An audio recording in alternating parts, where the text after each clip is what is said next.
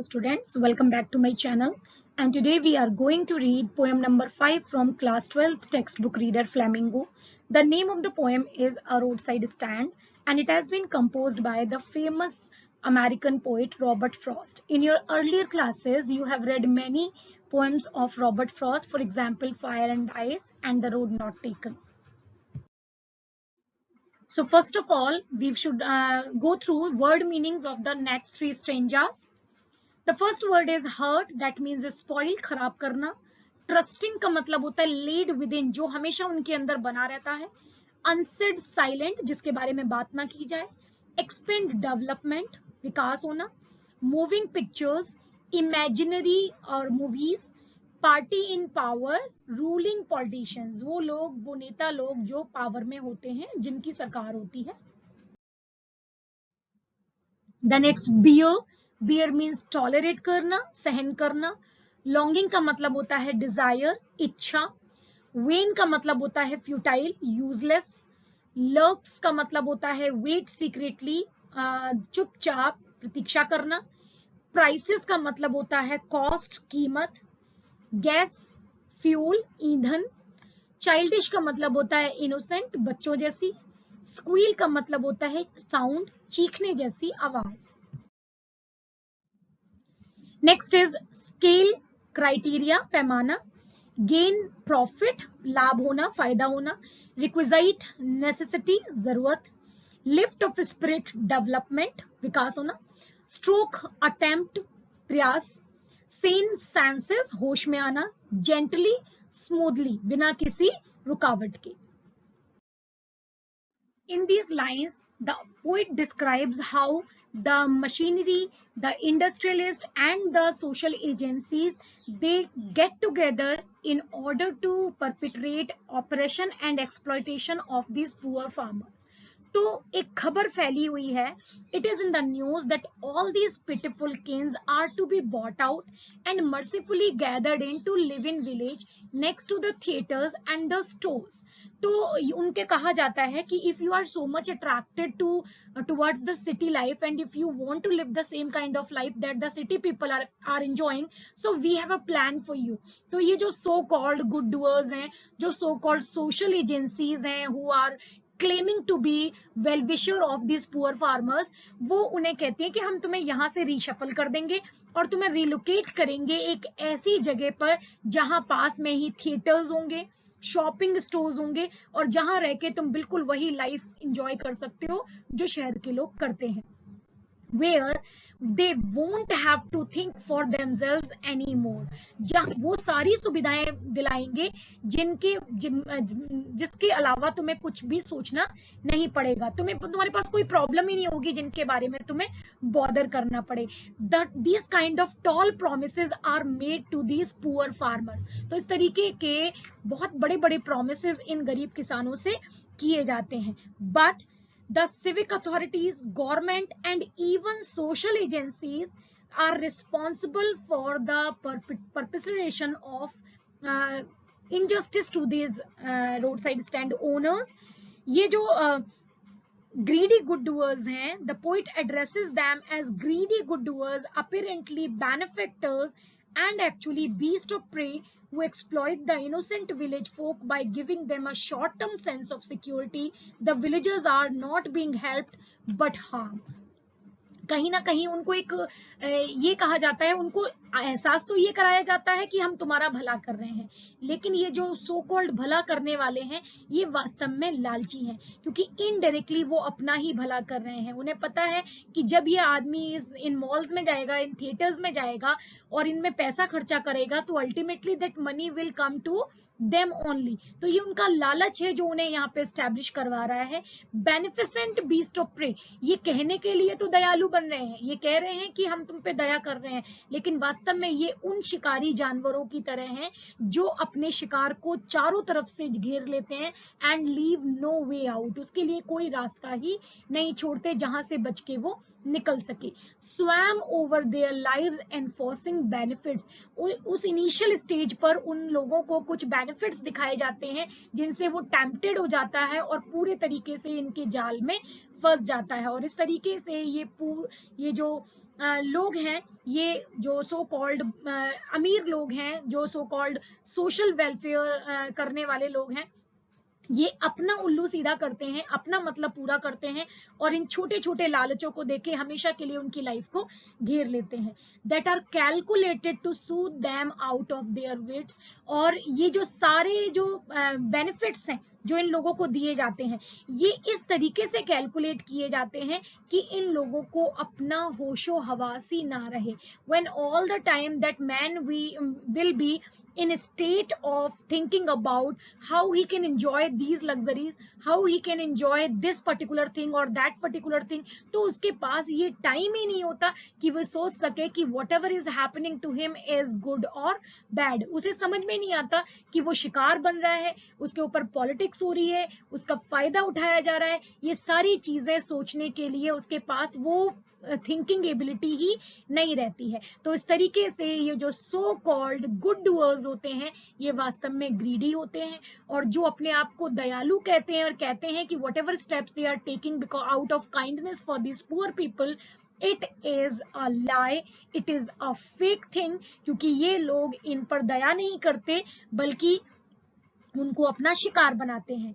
So and by teaching them how to sleep, they sleep all day. अब इनको तो ये कहते हैं कि देखो हमने तुम्हारे लिए वो सारी लग्जरीज और वो सारी जो एसेट्स हैं वो हमने तुम्हें अवेलेबल करा दिए हैं, तुम इनको एंजॉय करो और बिंदास होके सो। लेकिन indirectly they are ensuring a peaceful and carefree time for themselves only। ये सब करके वो अपने लिए एक अच्छा टाइम इंश्योर कर रहे हैं, because whatever money will be spent by this poor farmers, it will ultimately go to them only. तो वो पैसा तो लौट के उन्हीं के पास आना है। तो अगर वो आज ये कह रहे हैं कि उन्होंने इनके लिए यहाँ इनके थिएटर्स के पास लाके या शॉपिंग स्टोर्स के पास लाके उन्हें एस्टैब्लिश करके कोई उन पर अच्छा काम किया है, तो ऐसा कुछ भी नहीं है। Destroy their sleeping at night the ancient way. और ये बिल्कुल वैसे ही हो रहा है जैसा सदियों से चले आ रहा है, जहां अमीर वर्ग गरीब वर्ग का शोषण करता है और उनकी रातों की नींदें हराम कर देता है, उनके दम पर, उनके कॉस्ट पर अपने लिए एक लग्जूरियस लाइफ को इंश्योर करता है, खुद अच्छी जिंदगी जीता है। लेकिन ये गरीब लोग जो हैं, इनके लिए कोई भी उम्मीद नहीं होती है, उनके लिए कोई भी लाइफ में आराम और सुकून नहीं होता है। यहाँ जो याद रखने लायक बात है वो ये है कि दो टर्म्स आप यहाँ पे देख सकते हैं, greedy good doers and beneficent beast of prey. तो इनको मैं जरा आपको बताना चाहूंगी कि जो ग्रीडी गुड डूअर्स है, यहाँ पे ऑक्सीमोरोन पोइटिक डिवाइस है, जहां पे दो जो क्या कहते हैं अपोजिट वर्ड्स हैं, they are put together. Greedy भी है और गुड डूअर भी है, तो ये दोनों अपोजिट हो गए, इनको एक साथ प्लेस किया गया है। तो ये जो है ये यहाँ पर पोइटिक डिवाइस है oxymoron. Similarly beneficents beast of prey, similarly यहाँ पे भी बेनिफिशिएंट भी है, काइंड भी है और शिकारी जानवर भी है। तो ये दोनों एक साथ जो यूज हुए हैं लेकिन अपोजिट हैं। तो यहाँ पर भी पोइटिक डिवाइस जो है वो ऑक्सीमोरोन है। तो इसको आप याद रखेंगे करते समय। Let's sum up the explanation with the following points. The social service agencies who appear to help them but actually end up harming them.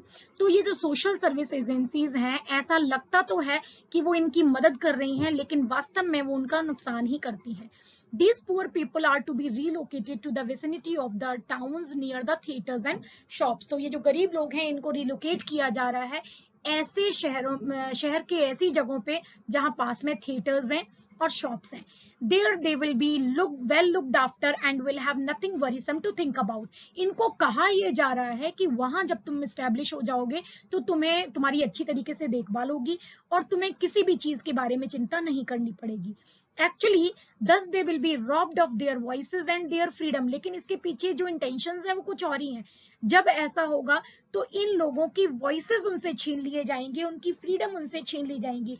पूरे टाइम ये लोग केवल इन्हीं धंधे पानी में लगे रहेंगे, इन्हीं चीजों में इनका विचार रहेगा कि कैसे वो इन चीजों को, लग्जरीज को एंजॉय कर सकते हैं। तो उनकी वॉइसेस तो उनसे छीन ही ले जाएंगी, उन्हें मौका ही नहीं मिलेगा कि वो अपने कंप्लेंट कर सकें।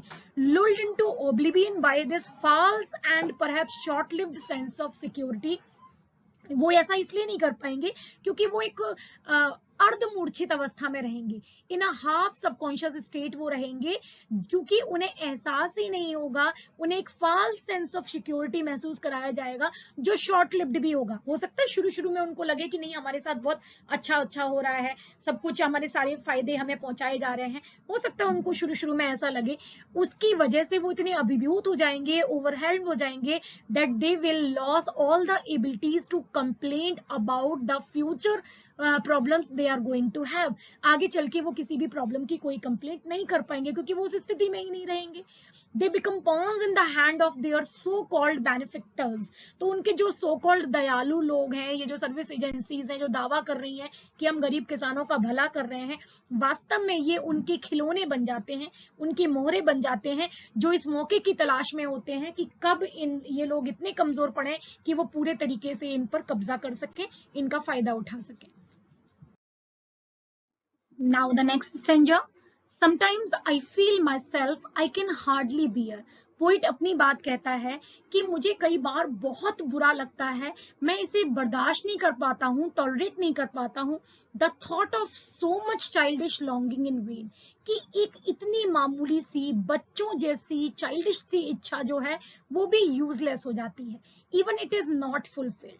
The sadness that lurks near the open window there, वो जो सैडनेस जो उस खिड़की में से जो दिखती है, वो जो रोड साइड स्टैंड है उसकी खिड़की में कोई बंदा बैठा रहता है और नजर रखता है सामने के ट्रैफिक पे कि कभी तो कोई गाड़ी वहां आके रुकेगी और उनके शॉप पर आके उनके यहाँ से सामान खरीदेगी। तो ये मामूली सी जो इच्छा है ये भी पूरी नहीं आती। This is a matter of great stress. और वो कहता है कि वो जो दुख है, वो जो परेशानी है, वो जो फ्रस्ट्रेशन है, that is reflected through that window. वो जिस विंडो में जो इंसान बैठा रह के ये देख रहा होता है, वो दुख बाहर तक दिखाई देता है। That wait all day in open prayer, वो खिड़की जो पूरे दिन खुली रहती है, वहां बैठा रहने वाला बंदा जो पूरे दिन प्रार्थना करता है। क्या प्रार्थना करता है? For the squeal of brakes, कि बस एक बार किसी कार के ब्रेक्स वहां पे लगे। The sound of stopping cars, काश कोई कार वहां पे रुक जाए, क्योंकि ये अगर ब्रेक लगते हैं और कार रुकती है, इसका क्या मतलब है? इसका मतलब है कि कोई तो वहां आएगा और उनके वहां इंक्वायर करेगा और उनके यहाँ से सामान खरीदेगा। Of all the thousand selfish cars that pass, this is such an irony that thousands of cars continue to pass through that road. सुबह से लेकर शाम तक हजारों गाड़ियां वहां से निकलती हैं और किसी एक के अंदर ये ध्यान नहीं आता कि वो इस रोड साइड स्टैंड पे रुक के यहाँ पे ये सब कुछ खरीद सके। Just one to inquire what a farmer's prices are, केवल एक, कम से कम केवल एक तो वहां रुक के उनके प्राइसेस पूछ सकती है, उनके सामान के, उनके कमोडिटीज के पैसे पूछ सकती है कि वो किस कीमत का है। एंड वन डिड स्टॉप, अरे रुकती भी है, एक रुकती भी है, but only to pillow of grass. तो आप समझ सकते हैं कि कितना पैथेटिक होता होगा जब किसी गाड़ी के रुकने की आवाज आती है और एकदम से इनके अंदर की सारी उम्मीदें जाग जाती हैं कि शायद कोई रुका है जो सामान खरीदेगा। लेकिन होता क्या है? जो रुकता है वो he stops only to pillow up grass in using the yard to back and turn around, क्योंकि उसको वापस आना होता है, उसको वापस होना होता है, बैक टर्न लेना होता है। तो इसके लिए वो घास को यूज करने के लिए वहां पर उनकी दुकान के सामने रुकता है। And another to ask the way to where it was bound, कई बार लोग इसलिए भी रुक जाते हैं, इनके सामने रुकते हैं और इनसे पूछते हैं कि ये रास्ता कहाँ जाता है। And another to ask could they sell it a gallon of gas, और कई बार तो कोई सिर्फ इसलिए रुकता है कि वो ये फार्मर से पूछता है कि क्या तुम्हारे पास फ्यूल है। अब सोचिए कि जो गरीब किसान वहां बैठ के अपने जो फील्ड ग्रोन डोमेस्टिक आइटम्स वहां बेच रहा है, उससे ये लोग पूछते हैं कि क्या उसके पास फ्यूल है। दे कुडंट दिस क्रॉसली, और इस बात से उनको नाराजगी होती है। Their frustration is at high pitch, जब बार बार उनकी उम्मीद खत्म होती है, जब बार बार उनका सपना, उनकी चाह जो है वो यूजलेस साबित होती है, तो उनको नाराजगी हो जाती है, उनको गुस्सा हो जाता है और वो कहते हैं they couldn't they had none didn't it see, क्या आपको दिखता नहीं है कि हमारे पास बिल्कुल भी फ्यूल नहीं है। ये दिखाता है कि कितना फ्रस्ट्रेट हो जाता होगा वो गरीब किसान जो जिसकी एक छोटी सी इच्छा भी जो है वो पूरी नहीं हो पाती। Now, the poet is said to see the poor farmer's futile childish longing. तो ये जो लाइंस हैं इनके एक्सप्लेनेशन को हम पॉइंट वाइज एक बार रिव्यू कर लेते हैं. The poet is sad. Poet बहुत दुखी है जब वो देखता है कि इस गरीब किसान की एक मामूली सी चाइल्डिश डिजायर जो है दैट रिमेन्स अनफुलफिल्ड, वो भी पूरी नहीं होती है, तो उसको बहुत दुख होता है. They seem to emanate for a life described far from their village life in their shed. Clearly visible है that these people, the poor farmer, the owner of the roadside stand, aspire to enjoy a life that is out of his reach, जो उसकी पहुंच से बाहर की चीज है. उसने फिल्मों में देखा है, उसने और सोर्सेस से देखा है, शहर की लाइफ की ओर वो अट्रैक्टेड है और उस तरीके की थोड़ी सी स्टैंडर्ड में अपलिफ्टमेंट वो अपने चाहता है. The unthinking car owners stop at the shed to buy a gallon of gas, to ask way और टू टेक अ टर्न. अब दूसरी ओर ये जो so called upper class people हैं, जो सिटी फोक हैं, जो सोफिस्टिकेटेड लोग हैं, ये इनका ध्यान भी नहीं जाता इन रोड साइड स्टैंड्स पे, और वो उनके सामने के स्पेस को कभी तो बैक टर्न लेने के लिए यूज करते हैं, कभी कुछ फ्यूल के बारे में पूछने के लिए करते हैं, या कभी डायरेक्शन पूछने के लिए वहां पे आते हैं. लेकिन वो कभी ये बॉदर नहीं करते that they should purchase some items the farmer has put there for sale. Poet speaks of the disconnect that exists in the perception of the town people. एक तरीके की अनथिंकिंगनेस होती है, एक तरीके का इंडिफरेंस होता है in the attitude of the city people. They remain in themselves only. They don't bother about what is happening around them. वो इन गरीब किसानों के साथ क्या हो रहा है, क्या क्या इनके प्रॉब्लम्स हैं, क्या क्या इनके इश्यूज हैं, कैसे वो इनके हेल्प कर सकते हैं डायरेक्टली और इनडायरेक्टली, इन चीजों से सिटी फोक का कोई भी लेना देना नहीं होता, क्योंकि उनको तो वो सारी चीजें मिली हुई हैं, तो वो बिल्कुल बॉदर नहीं करते कि ये चीजें किसी दूसरे के पास हैं या नहीं है. The childish longing of the poor farmers goes in vain because their misery is not relieved.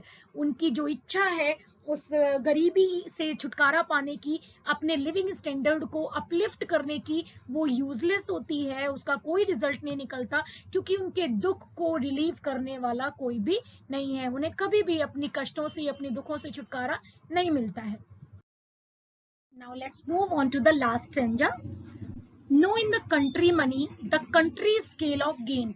Here, the poet analyzes the criteria of benefit or the development in a place. किसी भी जगह पे डेवलपमेंट का criteria जो होता है वो money होता है, क्योंकि जब मनी होता है that money is invested in order to gain some profits, और उस प्रॉफिट से ही लोग अपनी स्टैंडर्ड ऑफ लिविंग को एनहांस करते हैं, डेवलप करते हैं. तो यहाँ the requisite lift of spirit has never been found. In the villages, the economy has not reached up to that developed level. वो इतनी developed नहीं हो पाई है, इन गरीबों का उतना विकास नहीं हो पाया है, because they have not received that money as the capital, the for investment. तो उनको वो पैसा तो मिला ही नहीं जिसे यूज करके वो अपना डेवलपमेंट कर सकते. तो शायद इसी वजह से इस जगह की इकोनॉमी डेवलप नहीं हुई है, इन गरीब किसानों की हालत में कोई भी सुधार नहीं हुआ है, क्योंकि उनको कभी वो पैसा नहीं मिला जिसे यूज करके वो अपनी स्थितियों में सुधार ला सकते थे. Also, the voice of the country seems to complain. At least the common complaint of the village folk seem to be like this. जो गांव के अगर सारे लोगों से आप बात करेंगे, इन गरीब किसानों के प्रॉब्लम्स को आप सुनेंगे, तो आपको यही समझ में आएगा, इन सबकी कंप्लेंट वही है that the transaction of money, the flow of money was hindered from entering into the area, into the vicinity of this poor folks. तो इन गरीब किसानों के को तो कभी वो इन्वेस्टमेंट के लिए मनी, बेसिक रिक्वायरमेंट जो होती है, वो कभी मिला ही नहीं, और शायद यही वजह है कि इनकी लाइफ में कभी वो सुधार नहीं आ पाया जो शहर में देखने को मिलता है या जो डिजायर्ड है. I can not help owning the great relief it would be. The poet gets a little sentimental and he says that I wish कि कोई चमत्कार हो जाए, ऐसा हो that in one go I should make some effort. एक बार में मैं कोई ऐसी कोशिश करूं to put these people at one stroke get off their pain. कोई ऐसा काम हो, कोई ऐसा चमत्कार हो, कोई ऐसा स्टेप लिया जाए कि एक बार में गांव के इन सभी गरीब लोगों को इनकी दुखद स्थिति से बाहर ले आया जाए। वो जिस ग्लूम में, जिस मिजरी में, जिस अंधेरे में, जिस बैकवर्डनेस में वो रह रहे हैं, कुछ ऐसा हो, कोई ऐसी स्ट्रेटेजी बनाई जाए, चाहे गवर्नमेंट के द्वारा, चाहे वो सर्विस एजेंसीज के द्वारा, कि उन्हें उन स्थितियों से छुटकारा मिल जाए। And then next day as I come back into the same, जो कि बिल्कुल भी पॉसिबल नहीं है। पोइट खुद भी रियलाइज करता है कि ये बिल्कुल भी पॉसिबल नहीं है कि चमत्कार हो जाए और एक बार में इनको इनकी प्रॉब्लम से छुटकारा मिल जाए। तो जब नेक्स्ट डे वो कहता है, जब नेक्स्ट टाइम मैं थोड़ा सा अपने सेंसेस में आता हूँ, when I begin to think over it practically, तो I wonder how I should like you to come up to me and offer to put me gently out of my pain on behalf of the whole village folk. This poet is making a request that at least do something, कुछ ऐसा करिए, कुछ ऐसे steps लीजिए to make these people, to make these farmers so self-sufficient that they themselves can make some efforts to get themselves out of that darkness, to get themselves out of that backwardness. उनको इतना समर्थ बना दिया जाए, उनको इतना empower कर दिया जाए, उनको एटलीस्ट वो बेसिक एमिनिटीज दी जाए जिनको यूज करके वो अपने लिए एक बढ़िया लाइफ, एक अच्छी लाइफ, एक सेफ और सिक्योर लाइफ को इंश्योर कर सकें। तो पोइट चाहता है कि अगर एक बार में नहीं ऐसा हो सकता, तो कम से कम ये तो होना ही चाहिए कि इन गरीब किसानों के लिए कुछ ऐसा किया जाए, उनको इतना सेल्फ सफिशिएंट बना दिया जाए, उनको इतना मजबूत कर दिया जाए कि वो खुद अपनी हालत में सुधार करने की कोशिश कर सकें, वो खुद अपने लिए डेवलपमेंट इंश्योर कर सके, अपने लिविंग स्टैंडर्ड को रेज कर सकें, और साथ ही and offer to put me gently out of my pain. और जब ऐसा होगा, when a farmer will be empowered, when he will be in a better state of living, तो वो शायद दूसरे लोगों की भी हेल्प कर पाएगा। तो ये वो स्टेट है जहां पर आके शायद हम ये उम्मीद कर सकते हैं कि एक टाइम पर इन गरीब किसानों की हालत में भी कोई तो सुधार आए। So this explanation can be summed up by the following points. The life of poor farmers are replete with the comforts that the material world offers.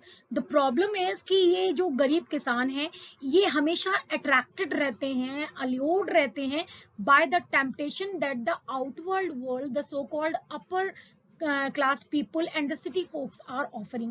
वो जो चीजें अवेलेबल हैं गांव शहर के लोगों के लिए, जो अपर क्लास के लोग हैं, उनको जो चीजें अवेलेबल हैं, ये गांव के किसान हमेशा उनकी ओर टेम्प्टेड रहते हैं और इन चीजों को पाना चाहते हैं।